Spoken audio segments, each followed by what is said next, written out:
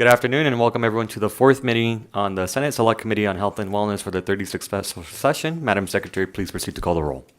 Senator Buck. Here. Senator Cruz Crawford. Here. Senator Lang. Here. Senator Stone. Here. Senator Taylor. Present. Chair Dunyate. And I'm here. All members are present. Thank you everyone for joining us today, whether you're joining here in person or in Las Vegas or online. Today we will only hear one bill, which is Assembly Bill 6. Before I begin, I would like to make several housekeeping announcements. First and foremost, folks can please silence all electronic devices in the committee room. Members of the public may provide testimony in various ways, all of which are listed on the agenda. We will have a public comment period towards the end of the meeting. You may also submit your public comment in writing, either in addition to testifying or in lieu of thereof. If you wish to testify in person, you may sign in at the table by the entrance and leave a business card with the committee secretary. When testifying, please turn your microphone on to speak and off to listen, and remember to clearly state and spell your name for the record. To be notified of the scheduled bills and to access any exhibits for today's hearing, you can go ahead and sign up on Nellis on the legislative's website. With that, we will go ahead and open up with our first agenda item, and so I'm going to now open up the bill hearing on Assembly Bill 6, and if I can ask our co-presenters to please come forward. And you may begin when you're ready.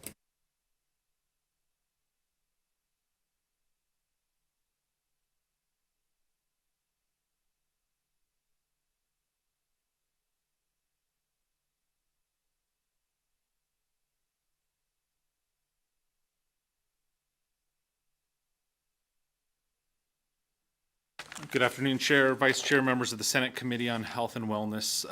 Thank you for hearing Assembly Bill 6 today. My name is Brad Keating with the Clark County School District. I'm joined here at the podium by Joanna Jacob, Government Affairs Manager for the, Clark County, and Kevin Schiller, Clark County Manager. Joining us virtually in Las Vegas is Andrew Bennett, the Director of the Clark County Office of Traffic Safety. Clark County and the Clark County School District both deeply appreciate the partnership with Governor Lombardo, legislative leadership, and all stakeholders for bringing this bill forward during this time for consideration. To start from the Clark County School District's perspective, our core business in the Clark County School District is teaching and learning. Normally, the Clark County School District defers to our municipal partners when it comes to traffic safety, and they are working extremely hard to address this issue. For example, this year municipalities have funded crossing guards at every CCSD elementary and middle school. However, we're seeing an alarming number of students being hit or nearly hit while going to and from school. Some of these incidents occur within our school zones, but many of them do not. Our law enforcement partners are working with CCSD's police department to better track the number of juveniles hit between the hours of 6 a.m. and 6 p.m. on school days. The increase we are seeing this school year is absolutely staggering, with more than 180 incidents already reported involving students walking, riding bikes, or using scooters. These incidents range from crashes that resulted in no student injury to crashes that resulted in fatalities. And sadly, in the span of just 6 months, we've lost 3 students while they were in or around school zones. Each of these students had unlimited potential that their families, their friends, and our community will never have the opportunity to witness. While CCSD is not responsible for our roads, we are speaking up today to appeal to you to take action to protect our students, and we are ready to do our part. This situation is unacceptable. Our number one responsibility as educators and as a community is to keep our students safe, not just inside the classroom, but on their way to and from school. This legislation before you takes steps towards protecting students in our school zones. You will hear from our municipal partners that this legislation will provide local governments with more authority to change flashing lights in school zones and to increase penalties for infractions in our school zones. It also initiates a study to identify additional substantial steps we can take. We all share a responsibility to protect our children. Together, we can make sure every student arrives safely at school and returns home safely at the end of the day. To achieve that vision, we will all need to be ready to do the work. CCSDs, our cities, counties, state legislators, law enforcement, our drivers on the road, and our families who navigate our school zones every single day. I'm now honored to pass the microphone over to Kevin Schiller, the manager of Clark County. Good afternoon. For the record, Kevin Schiller, Schiller. Chair Donate, members of the committee, thank you for the opportunity to present this urgently needed modernization of Nevada school zone laws.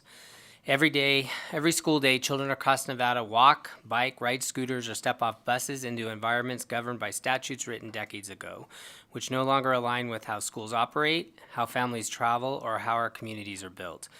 At Clark County, under our board's leadership, we created the first local office of traffic safety in Nevada to coordinate engineering, enforcement, education, and data across the jurisdictions. We have backed that commitment with real investment, dedicating millions of dollars to expand and strengthen our school crossing guard program to protect children. The bill before you aligns with and strengthens these countywide efforts by further granting local governments and necessary authority to implement the safest possible school zone designs and operating hours. The bill also establishes stronger deterrents for dangerous behaviors. Double penalties for speeding, DUI, and unsafe maneuvers reinforce the seriousness of protecting children in active school zones. These changes come directly from our folks in the field that work every day with this population and live this reality. This includes Public Works, the school district, law enforcement, and the families who experience it firsthand. From Clark County, we respectfully ask for your support. Good afternoon, Chair Gignate, members of the committee, Joanna Jacob, JACOB, no S, on behalf of Clark County. And I guess my part here is to kind of give you a high-level overview and walk through the bill. I will note down south we have Andrew Bennett, as you heard.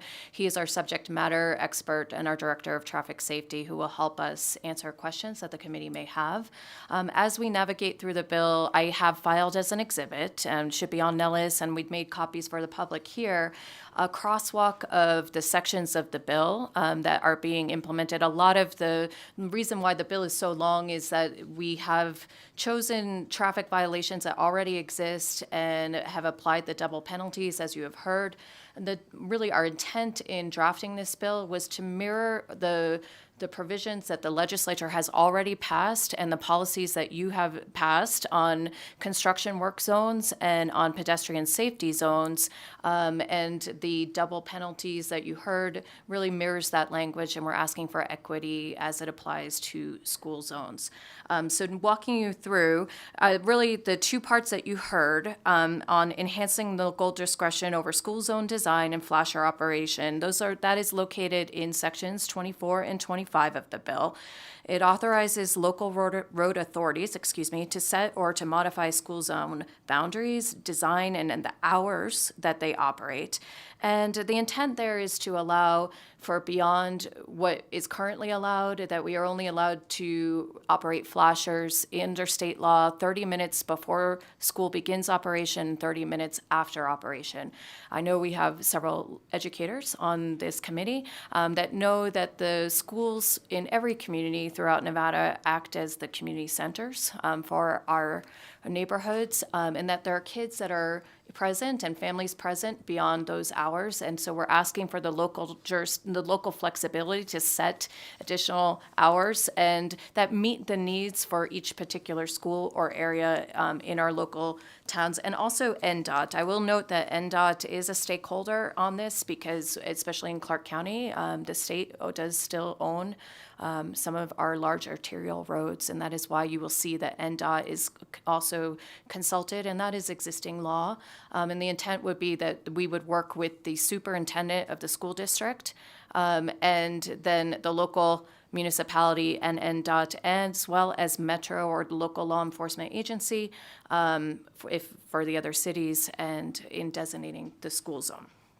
And then we can also, that's really the point of section 24 and 25. And we did also ensure in that section that the intent, you'll see new language in section 25 that says that we will do, the intent is that the local governments will do signs to say where the school zones are so that we can notify motorists and the community on where they will be. Then really the other increased penalties is largely in section 2 of the bill. And this is where we mirror the other double penalty provisions that are in NRS 484B 130 for construction work zones and 484B 135 for pedestrian safety zones. That's the policy you have already put in place. So we will, and here the main doubling provision is in section 2, and then the chart that we prepared will show where conforming changes were made for each of the statutes, and we have kind of listed out the description of each of the penalties that already exist to which the double penalties will apply. The intent is really to only have the enhanced penalties in the school zone, so we are not doubling penalties anywhere else. And this would only be doubling the penalties and not any administrative fines that accompany a traffic ticket. This is existing law, and we're just asking for the equity there. I do note here that the effective date of the bill is July 1st, 2026. That is so that we don't make a change midway through the school year, and that we have time to work with our school district partners and everybody else on the changes to the law. And it also allows us time to educate the community on the change to the law and do a public safety campaign. We are already at Clark County intending to do a public safety campaign because of the conditions that you heard in the presentation that is happening today, and because we have already started to do education on an e-bike and e-scooter ordinance that we enacted earlier this year. So we intend to, should this bill pass, to really use that effort to educate our community on the change. And I think that's all that I really want to say. I think at this point, we will see if Director Bennett wants to, or if Director Bennett is there in the South to answer any questions. And Senator Giannotti will stand for questions now. Thank you. Thank you so much. Committee members, do we have any questions? Senator Taylor. Thank you, Chair. And thank all of you for bringing this forward and doing something to go even further when it comes down to the safety of our children across the state. Just a question, in terms of the local jurisdictions, right? Having the ability, whether it's the districts or the municipalities, controlling the school zone times and so on. Do you envision something like, say there is a basketball game, a football game, a concert or something like that? Because currently we know it's really just during the school day. Would this allow, is this part of the intent to allow during those times when there'll still be a lot of students present? I see some nodding, but. Yeah, sure. Joanna Jacob for the record, and Senator Taylor, exactly. That we got some questions such as this from educators who sat on the Assembly Committee, and the intent is really if there was a large-scale event, like a championship basketball game where we know we have kids and families, and it may be dark, or it may be they're gathering around the school, that is the intent. The other intent, so that would permit us to do a policy where we could define that at the local level, and then that would be also standardization, which is important, I think, in approach that we would be able to set such a policy, and that is what we intend to do. Follow-up, Chair? Thank you so much. So, and then in that same vein, because it will be each location district, so I think about some of the needs around our rural school districts and communities and schools, right? They'd have that same kind of flexibility to do it in a way that met their needs. Joanna Jacob for the record, exactly. I think this was the intent, really, because the local authorities are trying to be reactive to what's happening in our community, and that's the basis for bringing this bill. I will also know, and I know Director Bennett may be like chomping at the bit to let you know what we're doing in Clark County, because we have a working group that we've put together with the county and the cities, and actually to try and do standardization even across our region, especially in Clark County, because kids aren't going to know if they're going to cross the street and be in Las Vegas versus, the county, unincorporated Clark County. So we see the need to coordinate, at least in Clark County, for those of you in Clark County. But the intent is also local control, because the rural communities, I think you'll hear in their testimony that this is also a challenge for their community, but they can set what their community needs, and that's the intent. Thank you. All right, thank you so much. Thank you, Chair. Let's go to Senator Buck, and then we'll go to our Vice Chair. Thank you, Chair Donate. I was wondering, is this for all public schools?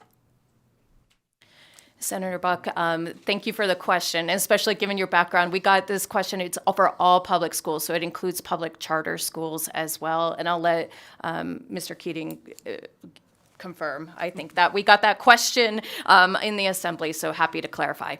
Brad Keating, for the record, yes, it will be for all public schools in Nevada. And I do, if I can just go back for 1 second and add, we had a superintendent's meeting last week, and we discussed some of these points in case they came up to the legislative session. And we had a rural superintendent who discussed that he had tried to change his flasher operations with the state. It took him over 10 months to do so, and he wasn't able to do it. So things like this bill will be critical for us moving forward to make a change when we need to. I was at my son's fall festival last week, and it would have been great to have those flashers on. As the time gets earlier and it gets darker earlier, we need those flashers to protect our kids. If I may, Chair. Also, what about private schools? I know that oftentimes they are surrounded areas. Senator Buck, this is Joanna Jacob for the record. It's an excellent question, and I think this is not currently in the bill for private schools. I will also note, and I want to be careful because we're here on this one bill, and there is another measure that is coming forward to you that maybe has not made it to your body yet, which is a Assembly concurrent resolution that's going to ask us to consider other policies for a regular session, and it'll be an interim Judiciary Committee study that hopefully will make its way to you for consideration. What we've been doing is, this was something that we worked on with the governor's office and legislative leadership, and that we're going to try and take a start here. We could, I know time is short, we could study extension to private schools in the interim Judiciary Committee, and I believe we should probably come back with some additional policies to address this issue in 2027. I'll let this committee decide. Well, if they have school zones around their schools, which I'm assuming they do if they're private schools, this would apply, I would think. Joanna Jacob, for the record, Or we're going to just decide, oh, it's just for this. I think I'll defer to legal on that and see. Okay. Yep, thank you. If it's a LCB school. legal for the record. So in chapter 484B, like school zone and school crossing zone are defined to just refer to school property. So that doesn't distinguish between public and private schools. So this could apply to a school zone outside of private school as well. And Joanna Jacob, for the record, I'll just add an additional comment, Senator Buck, is that this contemplates that we'll be having conversations back home at the local levels. So certainly we don't intend to exclude, and especially in the working group that we have going with Director Bennett, that we welcome additional partners. Thank you, Vice Chair Lang. Thank you, Chair. So my question, can you first tell me, in the schools, do you have public safety committees in each school? Brad Keating, for the record, we do have committees that review that, and then we also have a Safe Routes to Schools program that's funded federally, where they go out and do site walks and reviews of the traffic safety areas to see what's safe or not. At that point, they put in, they work with the county and with the municipalities to review those and make changes as necessary. Okay, that's great. I'm happy to hear that. I just want to maybe give you 3 situations that I experienced. And I represent Senate District 7, which is by UNLV and goes all the way east. So my property where I live is just across the street from a school. And so every day I see people bringing their kids to school, kids riding bikes. The crossing guard program is amazing. It's working really well. I'm really happy about the additions and what we're doing there. But I see there are no painting lines in the streets, so people know where to be. I see people dropping their kids off and double parking on the street, and kids walking in the street. And those are places where you don't have crossing guards, right? And so that's troubling to me. I see parents pulling up to the curb to drop their kids off by the gate where they go in. And instead of the kids getting out on the sidewalk side, as I was driving my car by one day, all of a sudden this child opens the door. I almost took the child and the door off because they were not out of the street. I mean, they were in the street where I was supposed to drive, right? And so I had to go in the other lane of traffic. Thankfully, nobody was coming. But I mean, I think those are real troubling things. And I live in an older neighborhood, so those may be problems that I experience more in an older neighborhood because our streets are narrower and things like that.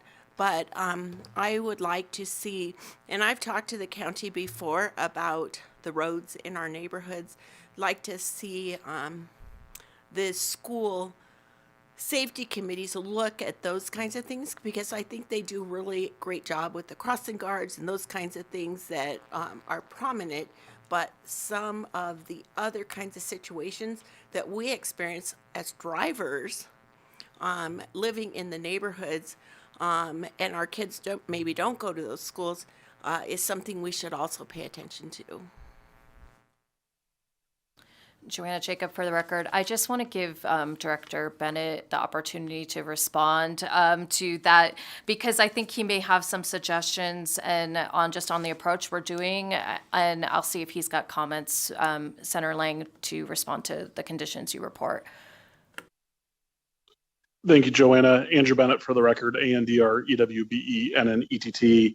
And thank you, Senator, for the question and comment.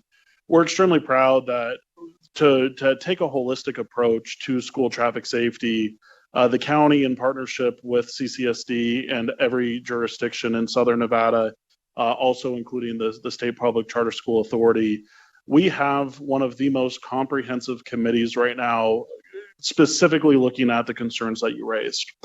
We don't want to approach this just with enforcement. We understand that there's going to be built design and engineering solutions that need to be addressed, and ensuring that we have those standards across our jurisdiction. And so we look forward to having a report out end of March, early April, and we appreciate the continued cooperation with all the jurisdictions in town to ensure that we are comprehensively looking at this solution. And a follow-up, please. The other thing, this is a hot potato, but kids wearing helmets is a huge issue for me. First of all, I don't know where kids can afford to buy these electric scooters, bikes, or whatever they're driving around. It's beyond me. But they zoom past me when I'm driving. And so as you're looking at the safety and looking at the legislation we might have in the next session, I hope that you'll consider those kinds of safety measures as well.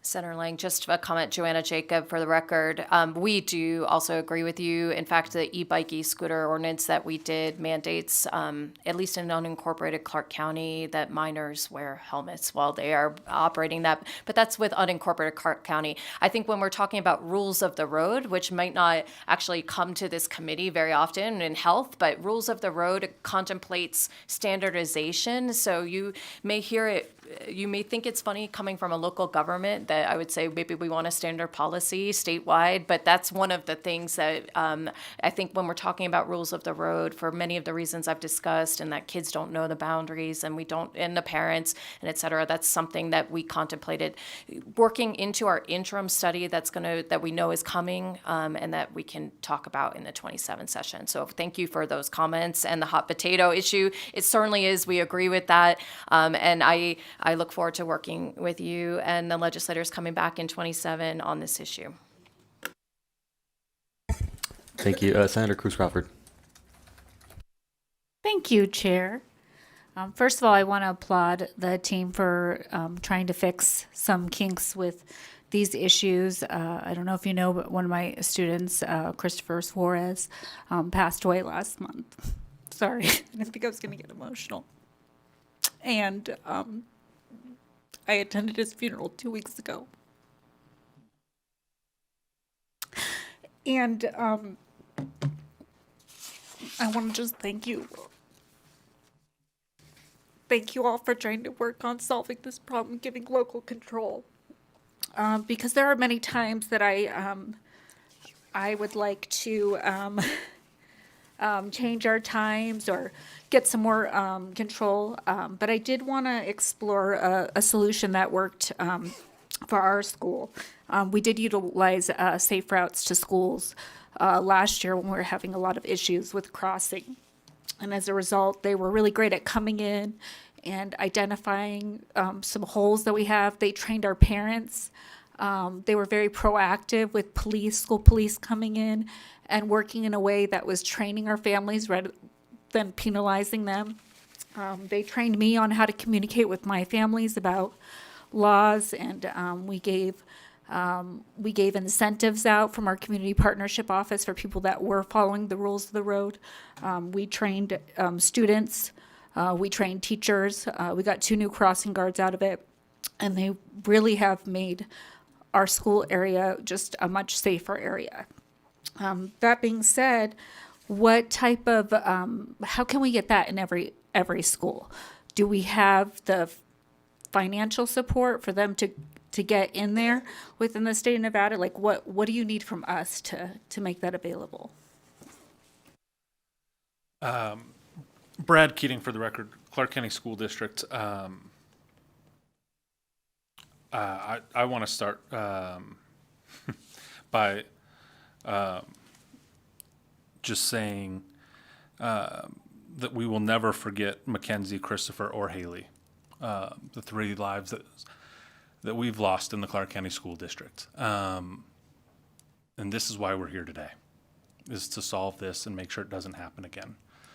I will ask Director Bennett to jump in, but I can say on the Safe Routes to Schools side, because I've been fortunate to work alongside them the last few years, we've been able to increase their staffing, so they've added 2 people this year. They are getting out to the schools.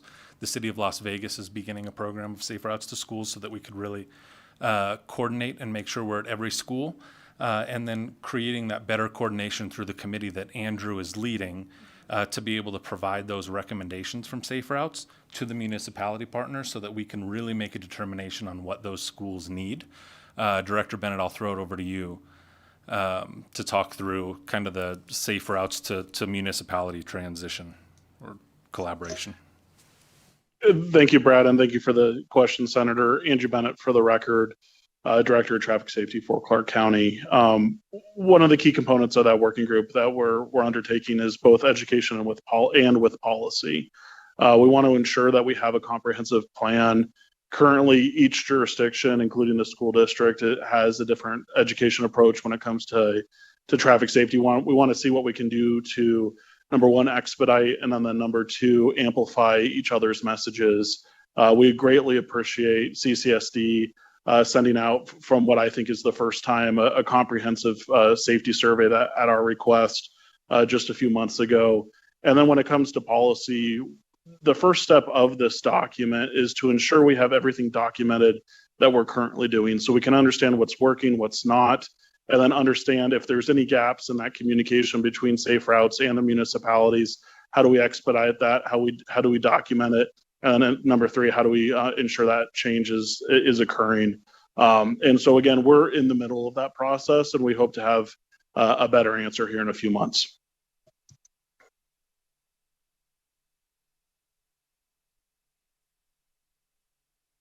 Thank you. I just want to let you know I am here and I'm available to support with any way necessary to get that up and going. Thank you. Any other questions? I had 3 questions, perhaps that might relate to a potential amendment. So first one, when it comes to speed limits, I think there has been profound evidence that has shown that every time we can drop the speed limit to a certain exchange, it could reduce the prevalence of injury for certain individuals. I know that California, Florida, and other states have explored, in fact, I know California just passed this bill just this year, of dropping the school miles per hour to 20 miles per hour. That is, of course, tied to research and evidence that it could potentially be a difference between someone in the hospital versus passing away. And so is there an appetite to reduce it currently, as you're proposing from 25 down to 20% to 20 miles per hour. Joanna Jacob for the record. I think I'll defer that to Director Bennett because I think this is the type of thing that we are trying to address through this local. The idea would be to coordinate that across the local jurisdictions. But Andrew, do you want to try and respond to the chair's question? Thank you, Joanna, and thank you, Chair, for the question. Andrew Bennett for the record. Senator or Chair, I'll try to find it quickly in the reference, but we have two different laws when it comes to speed in school zones. We have school zones, which is 15 miles an hour by statute, and we have school crossing zones by statute, which are 25 miles an hour. One of the key components that we're asking for in this bill is to give us greater flexibility on how we set the length of the distance of the school zone. For example, right now we might just be looking at the frontage of schools. We want to expand that 15-mile-an-hour school maybe to the next intersection to allow for greater flexibility and for safety in that school. So with school crossing zones, they're at 25 miles an hour. Those are largely away from the school where we either have a crossing guard or we have a known high quantity of children that are crossing at that intersection. And so I think with the appetite for change, our interest currently is expanding that 15, and I think we'll achieve that with this legislation. And then with the 25 miles an hour for the school crossing zones, I think that's something that we can look at in the future. But we're excited for the opportunity to have greater flexibility on how long we set those 15-mile-an-hour zones. Yeah, Joanna Jacob for the record, and I don't know, Director Bennett, we did actually try and remove some language that we felt was limiting that would prevent us from doing that, and it's actually on at least my page 25 of the bill, where we talk about that an area must not be designated a school zone if imposing a speed limit of 15 miles would be unsafe because of higher speed limits in the adjoining area. So that was in the existing law. By removing that language, that's really what was our first step, as Andrew said, that would allow us to say we could designate this in an area broader, especially on the natural areas that we have the kids crossing in Las Vegas. You know that we have large areas that extend way beyond the schools if you're going to the next the stoplight to cross at the designated area. And so I think that's the intent. I'll see if Director Bennett, if I spoke correctly or if he needs to correct me. Thank you. Thank you, Joanna, and thank you, Chair Andrew Bennett, for the record. That's correct. And I think like Valley High School is a great example on Eastern. I believe that's in your district, Chair. And when we have the opportunity to go past that next intersection at Karen at 15 miles an hour, that just increases the safety of that school zone by tenfold. Thank you. Subsequent question. I know in other metropolitan areas like New York City, they've allowed for the flexibility to do road closures. It's my understanding that the current law, the bill before us, does not allow you the opportunity to do so. Is there any interest in adding that to the bill? Joanna Jacob for the record. I'm sure I'll let Director Bennett respond. I'm sure he'd be thrilled if we wanted to add some kind of ability to designate that as part of our local control where appropriate. Maybe some language. I'll let him respond. Thank you, Joanna, and thank you, Chair, for the question. Andrew Bennett for the record. One of the key things that we're looking at with the school traffic safety working group is the frontage of the school zone and the circulation of the school zone. Some schools come before us during the land use process, and the jurisdictions have the opportunity to provide that feedback at that time of where we want traffic to exit. For example, one of the most recent schools that was built was South Career Technical Academy on Star in Southwest Clark County. And we had a great conversation with the school district on ensuring that we build a signal at Star and Gillespie and we have the traffic divert that way. I don't know if I've come across a situation currently on the need for closing the schools. I think always having that or the road in front of the school I know that would help, with any flexibility needs that we have in the future. But I also think that's something that we can bring back to the school traffic safety working group or the interim study as well, and see where that could lie. Great, thank you. Last one. It's my understanding that the legislation specifically focuses on K through 12, but I know that there are other instances, specifically on Maryland Parkway, down the street from where I live, similar issues, but for higher ed and other NC institutions. Right now, the bill does not include them, and so can you give me an understanding as to why the focus is on K through 12, and if there's any? I know to add such an amendment would change the bill dramatically, so I just want to understand, was there a reason for not including them, / what's the appetite for it? Joanna Jacob, for the record. I'll take the first stab and then see if Director Bennett has any additional comments. So I think, Chair Doniate, we anticipated questions like this, like, hey, is this all we can do, or do we need to add additional things to the bill? One of the things we tried to do in putting this bill together was to look at exactly some of the conditions that were leading to the accidents. And yes, we were focused on the K-12 population because that's where we're seeing what I think are emergency conditions in our community, but that's not to be said that it's the only thing that we should look at. And we actually had testimony on the Assembly side. Chair Miller I'll just tell you the story. Chair Miller laughed because we had an amendment from the City of Henderson and the Fines and Fees Coalition, because in discussing this with stakeholders, we recognize that we probably need to look at a broader policy to protect our entire community on traffic safety. And so that's really, we saw some amendments to the concurrent resolution I mentioned, and that is doing the interim study. And I think this is our county manager talked about this as an important initiative for our Board of County Commissioners, and I think this is something that we should look at in the interim study and that we can bring back to the community. Also, nothing prevents us from taking action where we have the local authority today. So I see Kevin would like to weigh in, and I'll see if Director Bennett after that has anything to say. For the record, Kevin Schiller, Clark County Manager. Chair, to your question, I think your group of questions brings up kind of a general piece that I want to emphasize, which is often we feel like we don't do enough. I think the issue for the county, at least with the Office of Traffic Safety and the regional entities, what's important for me to make sure is stated is this is a top priority. I mean, to the other senators' comments and what this is really about and how significant this is. First, so grateful you've given us the opportunity. So I want to make sure I thank you. But I think the second part is the delivery on the second part of this, which is where we're working as a community and what we bring before you. I think I think excited's the wrong word because the topic is difficult. But I think bringing forward what the results are of this working group and where we go should answer some of those questions, and I kind of call it the toolbox.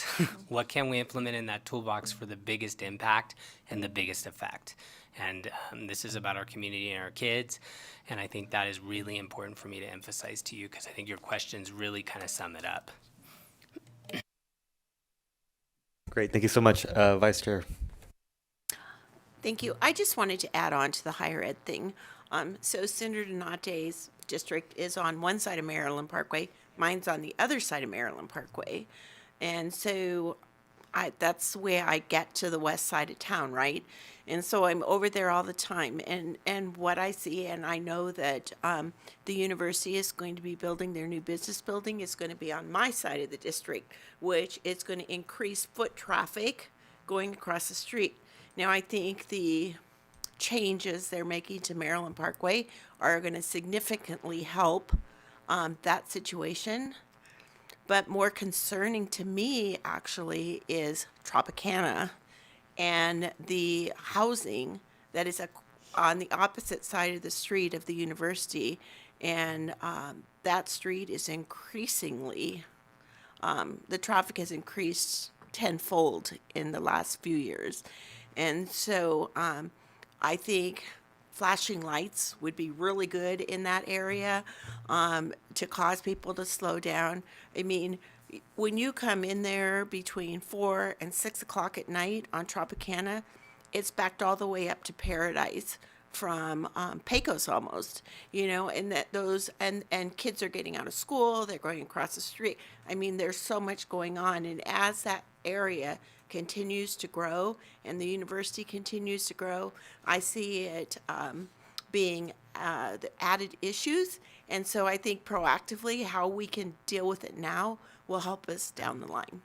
Thank you. Thank you. Any other questions?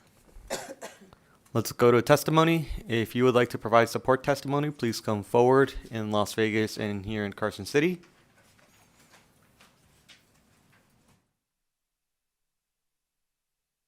You can go ahead. Thank you. Good afternoon. For the record, my name is Vincent Guthreau. The last name is spelled Gutreau. First name is Vincent, Vinson. I serve as the Executive Director of the Nevada Association of Counties, or NACO. We are the association, the statewide association that represents all 17 counties. And we are up here in support of this measure. And we share the state's vision for zero fatalities on our roadways. Mr. Bennett actually serves on the Nevada Executive Committee on Traffic Safety as the NACO representative. In our smaller jurisdictions, especially to the points that were made earlier, the schools are often the centers of the community in those areas. And we appreciate Clark County bringing this bill forward and this committee hearing it, as it will update and modernize some of our traffic safety laws around schools and protect those most vulnerable. So we appreciate the time and the opportunity and look forward to its passage. Thank you. Good afternoon, Chair Doñate and members of the committee. My name is Elisa Caffaretta, and I am the chair of the Children's Advocacy Alliance. We are here in support of this bill. We are very happy to see the emphasis put on this issue of children's safety and family safety in our communities, and we really appreciate the collaborative approach and would like to see more of that throughout our local governments and communities to keep kids safe. So we support this bill. Thank you. Thank you, Chair Michael Hillerby, on behalf of the Regional Transportation Commission of Washoe County. Our board, which is made up of elected council and commission members from Reno, Sparks, and Washoe County, has identified school zone safety as one of their highest priorities. Very happy to support the bill, and we appreciate your consideration. Thank you. Good afternoon, Chair Doñate, members of the committee. My name is Chris Reese. It's R-I-E-S, and I represent the Las Vegas Metropolitan Police Department. I'll be brief. The Sheriff McMahill has been clear that one of his goals is to reduce traffic fatalities and make our roads safer. We believe that AB6 will do this. We support AB6 and the efforts of the bill. Thank you. Good afternoon, Chair and members of the committee. For the record, my name is Randy Robinson, Director of Government Affairs for the City of Las Vegas. City of Las Vegas is in support of this measure. We want to thank Mr. Bennett, Ms. Jacob with no S, the county, for helping us, or for allowing us to be part of the coalition. But I also want to speak on behalf of the Urban Consortium, which is comprised of the cities of Henderson, Las Vegas, North Las Vegas, Reno, and Sparks. They are also strongly in support of this legislation. Thank you. Good afternoon, Chair and Committee. My name is Nicole Flangas, Flangas, here on behalf of the Nevada Association of School Boards, so representing our trustees across the state. We are in strong support of the bill as written today. We really appreciate the collaborative efforts as it works with the localities to make sure it represents each district the best way, and so we urge your support. Good afternoon, Mr. Chair and members of the committee. For the record, my name is Mary Przinski here representing Nevada Association of School Superintendents. We did discuss this bill with Mr. Keating at our last meeting, and the superintendents are in support of the new safety for our students. We know there was an amendment added. I have not discussed that new amendment with the superintendents, but we're definitely in support of the safety aspects of this bill. Thank you. Thank you. Anyone else? Anyone in Las Vegas? AVH, is there anyone online? Thank you, Chair. To testify in support of Assembly Bill 6, please press *9 now to be placed in the queue.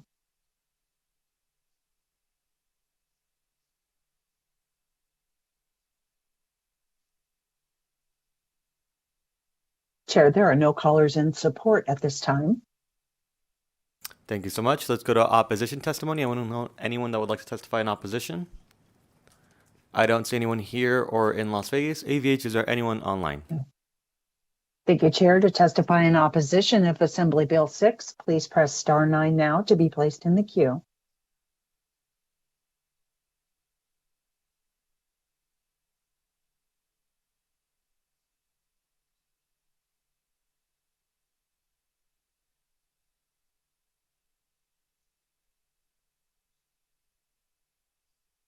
Hi, this is Renee Fairless, lead principal for Matter Academy of Nevada. Good afternoon, Chair Dante and others. Can you hear me?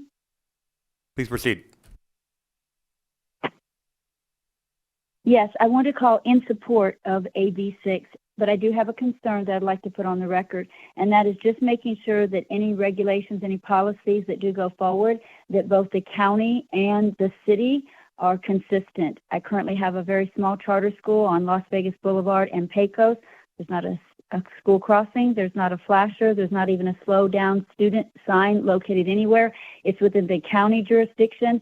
And so in the traffic study, it was not required, nor was it expected. And so I just want to make sure. It's been difficult navigating whether it is a city ordinance or whether it is a county. So I'm hoping that as AB 6 moves forward, that's one of the things that they do make sure happens, is that the city and the county are consistent in following this. And it is so incredibly important. I too recently, it was a Sunday, it wasn't on the way to school, but lost a student on an e-scooter, Jovan McGee. And so student safety is our top priority this year for the school, regardless of anything else. And so I'm so glad that you guys are moving forward on this. Thank you. Okay, there are no additional callers at this time. Thank you so much. Let's move on to neutral testimony. If you would like to provide neutral testimony, please come forward.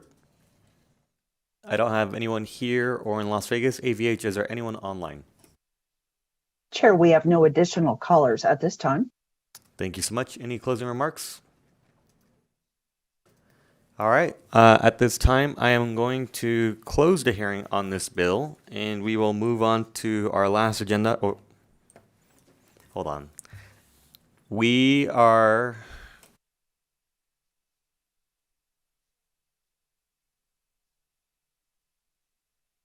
So I'm going to do public comment now for anyone that would like to participate, and just know that we will be going into recess afterward to figure out an amendment on this bill, whatever that amendment looks like. And so I just want to make sure folks have the opportunity to do public comment, because we might not have it later on, depending on when we're called back in. So if you would like to provide public comment, you can now come forward if there's anyone here. I don't see anyone here or in Las Vegas. AVH, is there anyone online? Thank you, Chair. To provide public comment, please press star 9 now to be placed in the queue.